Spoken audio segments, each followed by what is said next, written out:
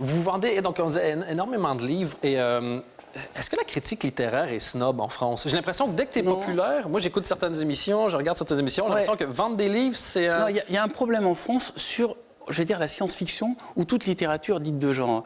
Tout ce qui est polar, bande dessinée, fantastique est considéré comme une littérature plutôt pour les jeunes, donc c'est plutôt mis de côté. Je le sais parce que quand j'étais journaliste scientifique, je voyais bien que mes collègues du service littéraire ne parlaient pas de littérature en fait de science-fiction. Je voulais faire, par exemple, la nécrologie de Pierre Boulle, qui avait fait La planète des singes et le plan de la rivière Kwai, et je me rappelle, le responsable littéraire ne savait même pas qui était Pierre Boulle.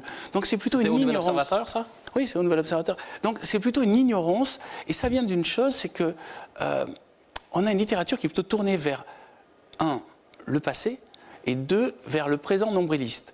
Et moi, ce que je fais, c'est parler, il me semble. Non, en France, le petit passé peu. et le présent nombriliste, je vous trouve un peu dur, Bernard. Parce que je suis en Belgique. Oui, c'est ça. En France, qu'est-ce que vous dites en France, faites? Non, je dis rien, parce que je ne suis pas invité.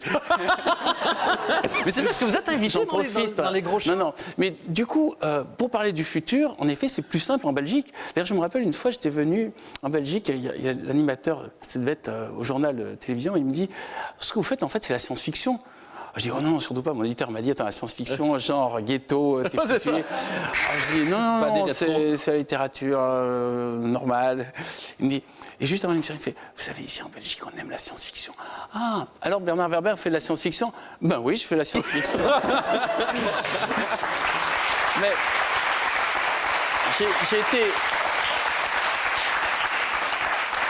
j'ai été nourri par la science-fiction. Je veux dire, mes pères fondateurs, c'est Isaac Asimov, c'est Frank Herbert, c'est Philippe K. Dick. Donc ces gens-là m'ont tout appris. Je ne peux pas dire, je ne fais pas partie de ce club-là. Je reconnais, je fais partie des gens qui essaient de penser au futur, qui essaient d'imaginer comment notre monde va être.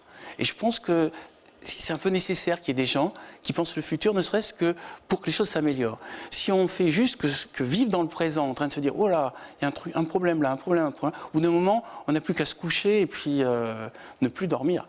Mais si jamais il commence à y avoir des solutions, et c'est à nous, peut-être auteurs de science-fiction, d'en proposer, de dire « Regardez, si on va passer par là, on va peut-être avoir ce problème, mais après, on devrait déboucher sur autre chose peut-être de sympathique. » Je crois que tout ce qui peut arriver de bien à nos enfants doit être imaginé maintenant. Et c'est un problème d'imagination.